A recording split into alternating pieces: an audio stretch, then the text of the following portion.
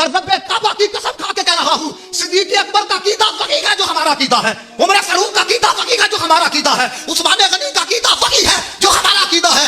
ہم کوئی لائی لگ نہیں، ہمارے عقیدے کی ایک ایک بات رب کے قرآن سے بھی ثابت ہے، نبی کے فرمان سے بھی ثابت ہے.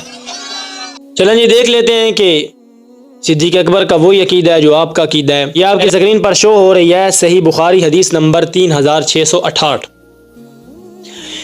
یہ حدیث امام بخاری رحمۃ اللہ علیہ نے اپنی کتاب بخاری کے اندر تقریباً 4 مقامات پر، ویسے تو بہت سارے مقامات پر ہے لیکن 4 مقام پر تفصیل کے ساتھ اس حدیث کو اور اس خطبہ کو جو حضرت ابو بکر نے آپ صلی اللہ علیہ وسلم کی وفات مبارکہ پر دیا تھا، ممبر پر کھڑے ہو کر 4 مقامات پر اس کو ذکر کیا. عقیدے کو چھوڑیں، عقیدہ تو آپ بہت دور کی بات ہے نا، صحابہ اکرام کے عقائد اور آپ کے عقائد میں زمین و آسمان کا فرق ہے. بس یہ خطبہ آپ صرف اس کا ترجمہ کر دیں، ٹھیک ہے نا، اور ترجمہ کر کے عوام کو سنا دیں، پھر میں دیکھوں گا کہ آپ کو کس طرح عوام آپ کی جو ہے وہ دھکے دے کر ممبر سے نیچے اتارتی ہے، ٹھیک ہے نا. کیونکہ آپ نے آج تک لوگوں کو یہ کہانی کروائی ہے کہ آپ صلی اللہ علیہ وسلم پر وفات نہیں آئی، ان پر موت نہیں آئی، وہ ظاہری زندگی سے وصال کر گئے ہیں. لفظ سنیں آپ نے، ظاہری زندگی سے وصال کر گئے ہیں. تو جس وقت آپ یہ خطبہ پڑھیں گے نا کہ من کان یعبد محمدا فإن محمدا قد مات، حضرت ابو بکر نے فرمایا جو انسان محمد کی عبادت کرتا تھا سن لے کہ محمد پر موت آ گئی. تو موت کا لفظ جب آپ بولیں گے تو پھر کیا منظر ہوگا آپ کی عوام کا آپ کے ساتھ. ہاں، ادھر سے جوتا اٹھ رہا ہے، ادھر سے کوئی ٹماٹر آپ کو مار رہا ہوگا، ادھر سے کوئی کچھ کر رہا ہوگا، ٹھیک ہے نا.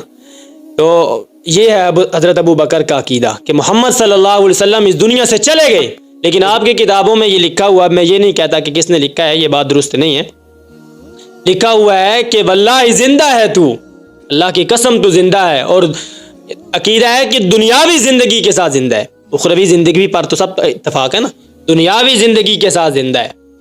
تو دنیاوی زندگی پر صرف ایک آیت چاہیے بھائی، صرف ایک، اور ایک حدیث چاہیے. دنیاوی زندگی پر ایک آیت اور ایک حدیث نہیں ہے. تو عقیدے کو چھوڑیں، ٹھیک ہے نا، آپ صرف اس کا ترجمہ کر دیں.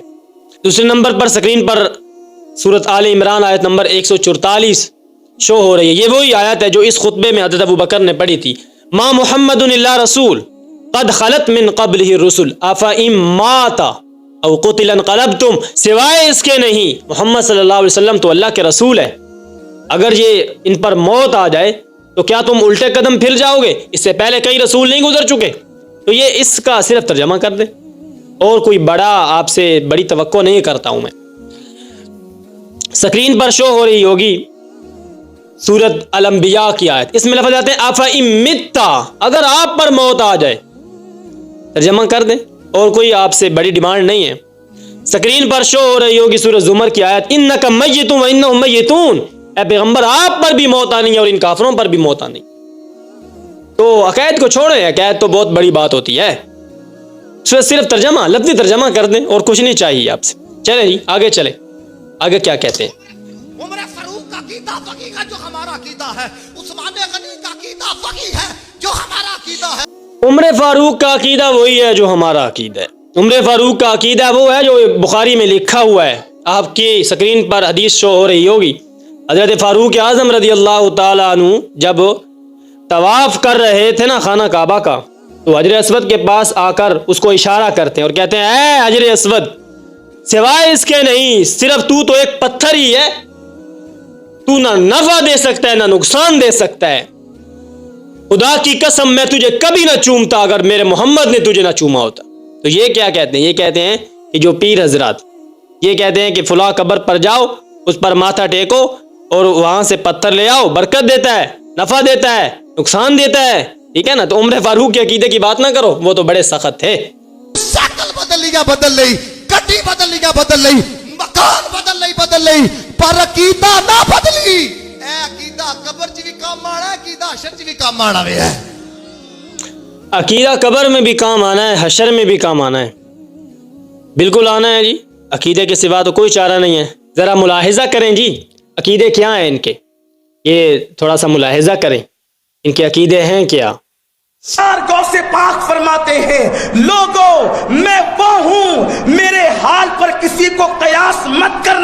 میں کسی کی طرح نہیں ہوں، کوئی میری طرح نہیں ہے۔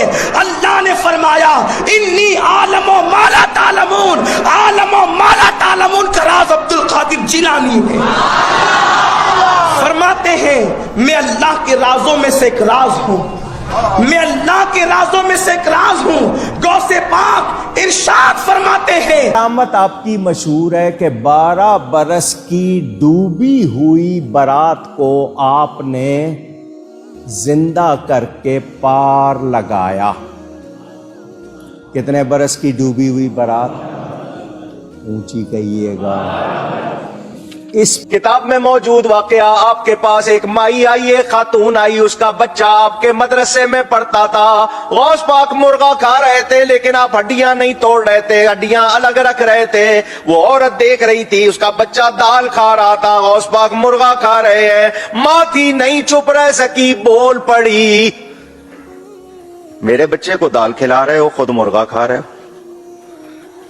خود آپ مرغا کھا رہے ہو اور میرے بچے کو دال کھلا رہے ہو۔ غوث پاک اس کی بات سنتے، جب مرغا کھا لیا آپ نے ہڈیوں پر ہاتھ رکھا، فرمایا قم بِإِذْنِی، اٹھ میرے حکم سے، وہ مرغا زندہ ہو گیا۔ تو یہ ہے آپ کا عقیدہ، لعنت ہے ایسے عقیدے پر۔ یہ ہے آپ کے عقیدے جی، جو قبر میں بھی کام آنے ہیں، جو حشر میں بھی کام آنے ہیں۔ ایسے عقیدوں کو ردی کی ٹوکری میں ڈالو، یہ حشر میں کام آنے والے نہیں ہیں، یہ قبر میں کام آنے والے نہیں ہیں۔ یہ تو قبر میں تمہیں الٹا عذاب دلوائیں گے اور حشر میں اللہ کے سامنے شرمندہ کریں گے، ٹھیک ہے نا؟ تو عقیدوں کی بات نہیں کیا کرو، عقیدوں کی بات آپ کے منہ سے اچھی نہیں لگتی ہے۔ آگے سنیں جی۔ ਸਾਡੀਆਂ ਕਿਤਾਬਾਂ ਦੇ ਅੰਦਰ ਵੀ ਤੇ ਦੂਸਰਿਆਂ ਦੀ ਕਿਤਾਬਾਂ ਦੇ ਅੰਦਰ ਵੀ ਇਹ ਗੱਲ ਲਿਖੀ ਹੈ, ਵਲੀ ਉਹ ਬਣਦਾ ਹੈ ਜਿਹਦੇ ਤੇ ਮੋਹਰ ਹਜ਼ਰਤ ਅਲੀ ਲਾਉਂਦੇ ਨੇ। ਅਲੀ ਪਾਕ ਦਾ ਜ਼ਿਕਰ ਸੁਣ ਕੇ ਚਵਲ ਇਮਾਨ ਆਖੋ ਸਾਰੇ ਸੁਭਾਨ ਅੱਲਾਹ। ਵਲੀ ਉਹ ਬਣਦਾ ਹੈ और हजरत मुजद्दिद अल-फसानी ने ਜਿਹੜੀ बात लिखी मकतूबा शरीफ में, ਉਸ ਦੀ इजाजत ਤੁਸੀਂ भी आके सुभान अल्लाह। फरमाते हैं सिर्फ इस उम्मत के अंदर नहीं, पिछली उम्मतों के अंदर भी अल्लाह ने मकाम वलायत उनको दिया है जिन पे मोहर हजरत अली ने लगाई है। یار خدا کا نام لو، یہ کہاں لکھا ہوا ہے کہ ولی وہ بنتا ہے جس پر حضرت علی مہر لگائیں؟ یہ کس دنیا میں رہتے ہو یار؟ ہماری کس کتاب میں لکھا ہوا ہے؟ ان کی کتابوں میں تو چلو ان کی کہانیاں ہیں، تو یہ ہماری کتاب میں نہیں ہے، یہ آپ کی کتابوں میں ہے۔ ہماری کسی کتاب میں ایسی بات نہیں لکھی ہوئی کہ ولی وہ بنتا ہے جس پر حضرت علی مہر لگائیں۔ اور پھر اگلی بات کی کہ مجدد الفسانی نے لکھا ہے کہ پچھلی امتوں میں بھی ایسا ہے۔ تو بھائی پچھلی امتوں میں حضرت علی تو پیدا کب ہوئے؟ وہ تو اس امت میں پیدا ہوئے، تو پچھلی امت میں اس سے تو پھر حاضر و ناظر کا عقیدہ آپ نے حضرت علی کے لیے بھی بنایا۔ میں تو سمجھتا تھا کہ حاضر ناظر کا عقیدہ صرف ان کا رسول اللہ کے لیے ہے، کہ آپ صلی اللہ علیہ وسلم جب سے دنیا بنی ہے تب سے حاضر اور ناظر ہیں، اس دنیا میں موجود ہیں۔ یہ تو حضرت علی کے لیے بھی نکل آیا، ٹھیک ہے نا؟ تو یہ تو مسئلہ بڑا خراب ہو گیا۔ تو حضرت علی تو اس امت میں پیدا ہوئے ہیں بھائی، پچھلی امت میں نہیں تھے، کہاں رہتے ہو؟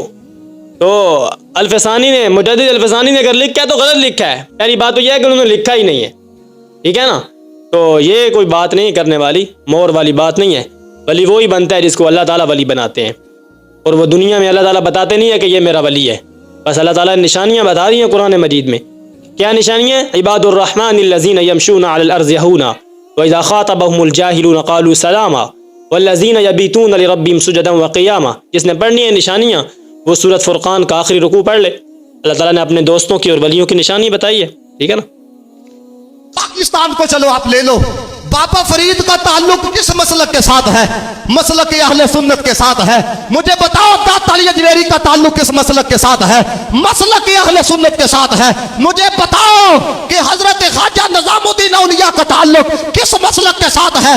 مسلک اہل سنت کے ساتھ ہے۔ مجھے بتاؤ کہ حضرت بہاؤالدین زکریا کا تعلق کس مسلک کے ساتھ ہے؟ مسلک اہل سنت کے ساتھ ہے۔ پیر جماعت علی شاہ صاحب کا تعلق کس مسلک کے ساتھ ہے؟ مسلک اہل سنت کے ساتھ ہے۔ بابا خادم و زہر رضوی کا تعلق کس مسلک کے ساتھ ہے؟ مسلک اہل سنت کے ساتھ ہے۔ اگر توجہ ہے تو بولنا، اے سارے ولی ہے نہیں کہ نہیں؟ جے تانوں حضرت والا شک ہے تے نہ بولو، جے یقین ہے تے بولو، ولی ہے نہیں کہ نہیں؟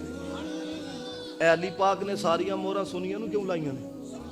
یہ جو اولیاء اللہ ہیں یہ تو سارے پاکستان میں اور بھارت میں اور بنگلہ دیش میں پیدا ہوئے ہیں۔ یار کوئی اللہ کا ولی ادھر یورپ ممالک میں اور عرب ممالک میں بھی نکالو نا، ادھر مسلمان نہیں رہتے۔ یہ سارے ولی پاکستان میں اور ہندوستان میں اور بنگلہ دیش میں پیدا کیے ہوئے ہیں، ٹھیک ہے نا؟ تو یہ ساری جو کہانیاں ہیں یہ وہی جواب ہے جو مشرکین مکہ دیتے تھے. جب نبی علیہ الصلوۃ والسلام دعوت سناتے تھے تو کہتے تھے کہ آپ کیوں ان کی عبادت کرتے ہو؟ وہ کہتے وجدنا علیہ آبانا، ہمارے بڑوں نے ان کی عبادت کی ہے اس لیے ہم نے ان کی عبادت کرنی ہے. حضرت ابراہیم نے، حضرت نوح نے جس وقت اپنی قوم کو سنایا ڈر اور اللہ کی توحید سنائی تو کہنے لگے اچھا وہ جو پیچھے اتنے بڑے بڑے بزرگ گزر چکے ہیں وہ کہاں گئے؟ تو حضرت ابراہیم نے کہا تم بھی اور تمہارے بزرگ بھی سارے کے سارے جہنم میں ہو. ٹھیک ہے نا؟ کیا کہا؟ انتم وآباؤکم فی ضلال مبین، تم بھی اور تمہارے آبا و اجداد سارے کے سارے کھلی گمراہی میں ہو. تو بھائی یہ ان کی توس ہمیں نہیں لگاؤ، ٹھیک ہے نا؟ ان کے عقیدے آپ کے ساتھ نہیں ملتے ہیں، آپ نے ان کے نام پر چندے کھائے ہیں، ان کی قبروں پر مجاور بن کر بیٹھے ہو، ان کی دعوت کو آپ لے کر نہیں چلے ہو، ٹھیک ہے نا؟ تو ان کی توس ہمیں نہیں لگاؤ، ہم ان کی دعوت کو لے کر چل رہے ہیں، ہم قرآن و سنت کو لے کر چل رہے ہیں. تم تو کہانی باز ہو لوگ، تم نے تو کہانیاں سنائی ہیں اپنی قوم کو، تمہارا دین اسلام کے ساتھ کیا تعلق ہے؟